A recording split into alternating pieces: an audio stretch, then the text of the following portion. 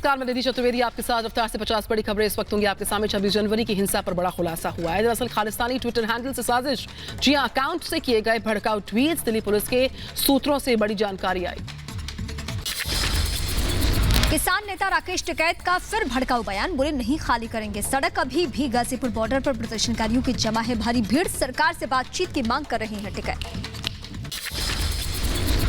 RLD नेता जयंत चौधरी पहुंचे Ghazipur border, कहा कि सरकार को लगता है कि 2 किसानों को कुचल देंगे, लेकिन ऐसा बिल्कुल नहीं होगा। किसान आंदोलन पर सियासत जारी, गाजीपुर बॉर्डर पर जाएंगे मनीष सिसोदिया, बॉर्डर पर सुविधाओं का जायजा लेने जाएंगे।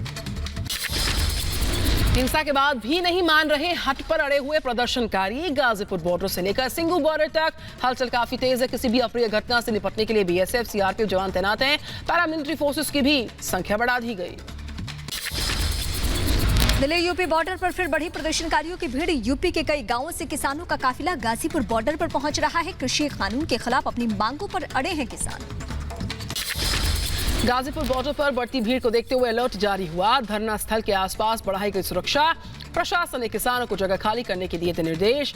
बॉर्डर पर फिर से जुटने लगे हैं किसान। सिंघू बॉर्डर पर भारी संख्या में सुरक्षा बलों को तैनात किया गया। कृषि कानूनों के खिलाफ यहां किसानों का चल रहा है विरोध प्रदर्शन। टिकरी बॉर्डर पर किसानों के जमावड़े के बाद आज फिर से भारी संख्या में सुरक्षा बलों की तैनाती हुई है। एहतियातन बढ़ाई गई सुरक्षा। गाजीपुर बॉर्डर किसान नेता राकेश टिकैत का दिखा अलग चेहरा, टिकैत ने युवक को जड़ा थप्पड़। आंदोलन खत्म करने का ऐलान कर नरेश टिकैत ने यू टर्न ले लिया है। सुबह 11 बजे किसानों के साथ निकाल सकते हैं मार्च, इससे पहले धरना खत्म करने की कही थी बात। आज मुजफ्फरनगर में महापंचायत भी करेंगे नरेश टिकैत। महापंचायत से पहले नरेश टिकैत ने दी पुलिस को चुनौती।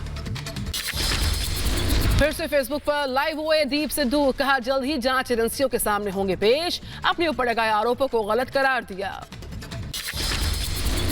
ट्रैफिक पुलिस ने लोगों की गाजीपुर से न जाने की दी सलाह। ट्रैफिक को रोड नंबर 56 अक्षरधाम और निजामुद्दीन किया गया डायवर्ट। NH9 और NH24 से बचने की सलाह।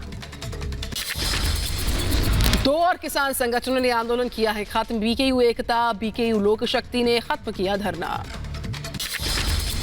किसान आंदोलन पर आरएलपी सांसद हनुमान बेनीवाल का बयान, कहा शांतिपूर्वक आंदोलन करने वाले किसानों को न हटाई सरकार। 26 जनवरी की घटना की निंदा की।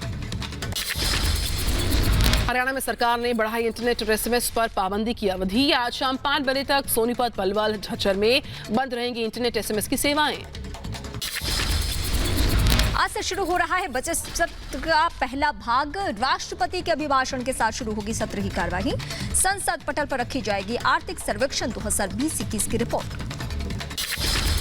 कृषि कानून पर सरकार को घेरने के लिए एकजुट हुई तमाम पॉलिटिकल पार्टियां। राष्ट्रपति रामनाथ कोविंद के अभिभाषण का विरोध करेंगे कांग्रेस समेत 19 विपक्षी दल के नेता।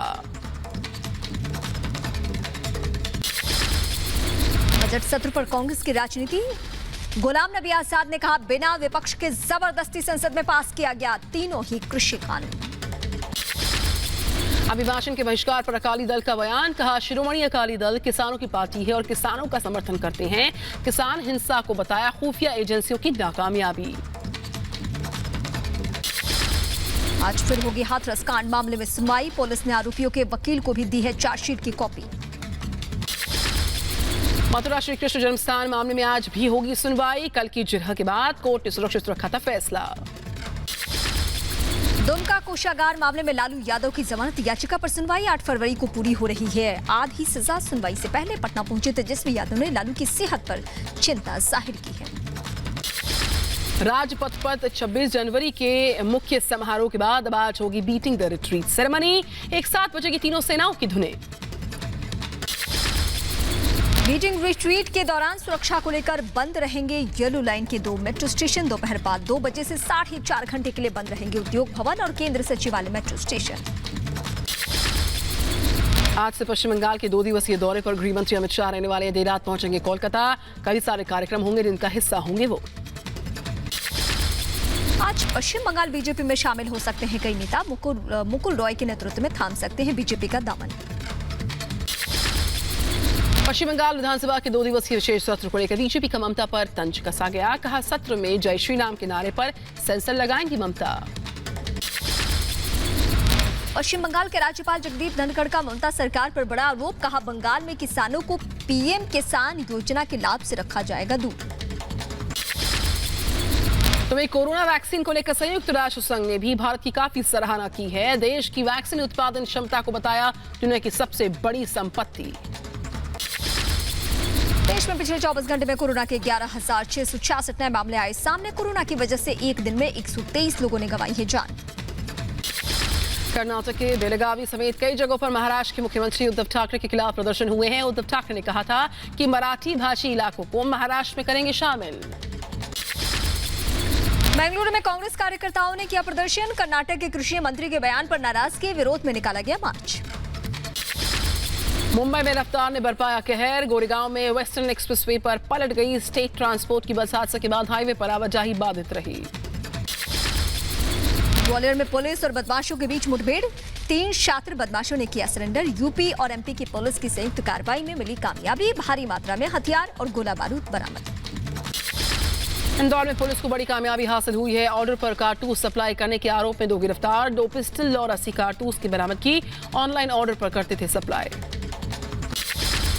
इंदौर में युवती की गला रेतकर हत्या, कातिल की तलाश में जुटी है पुलिस। प्रेम प्रसंग का बताया जा रहा है मामला। लेह लद्दाख में कड़ाके की सर्दी से जम गई हैं नदियां। जांस्कर नदी पूरी तरह से बर्फ में तब्दील हुई है। ट्रैकिंग करने वाले सैलानियों का हुजूम उमड़ा यहां पर। कोहरे के बीच दिल्ली में और गिरा पारा। राजधानी दिल्ली में तापमान 5.4 डिग्री सेल्सियस तक पहुंचा। मौसम विभाग के मुताबिक ठंड में और हो सकता है इजाफा। दिल्ली से सटे गाजियाबाद में भी कोहरे का कहर बरकरार। लो विजिबिलिटी के चलते रफ्तार में कमी आई है। सुबह दफ्तर जाने वाले लोगों को भारी दिक्कतों का सामना करना पड़ा। कोहरे के चलते दिल्ली आने वाले अधिकांश हाईवे पर बुरा हाल है। लोगों को सफर में हो रही है दिक्कतें। कम नहीं हो पा रहा कोहरे का कहर। रेल सेवाएं भी पूरी तरह से प्रभावित हुई। 27 से ज्यादा ट्रेन लेट। प्रदेश में भी कोहरे का कहर जारी है। वाराणसी में घने कोहरे के चलते कई इलाकों में विजिबिलिटी रही बेहद कम। कोहरे के चलते रफ्तार में लगी ब्रेक। मुजफ्फरपुर में आज सुबह घना कोहरा पसरा रहा। विजिबिलिटी काफी कम रही। नेशनल हाईवे पर गाड़ियों की रफ्तार थमी रही। कोहरे के बीच पारा 8 डिग्री तक पहुंच गया।